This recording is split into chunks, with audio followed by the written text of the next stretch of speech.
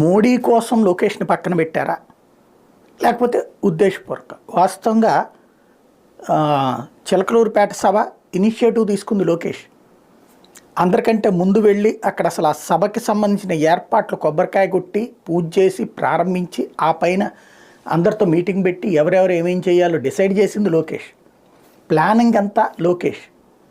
అలాంటిది మోడీ కార్యక్రమానికి వచ్చేటప్పటికి మోడీని రిసీవ్ చేసుకునేటటువంటి సందర్భంలో అక్కడ చిట్ట చివరిలో ఉంచారు.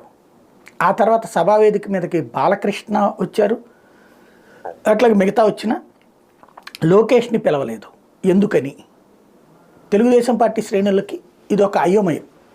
లోకేషే అంటే ఉపన్యాసాల్లో కూడా బాలయ్య మాట్లాడారు, తర్వాత సీఎం రమేష్ మాట్లాడారు, అచ్చెన్నాయుడు మాట్లాడారు, ఇట్లాగా అందరూ మాట్లాడారు, కానీ లోకేష్ ప్రసంగం లేదు. అంటే వారసత్వ రాజకీయాలు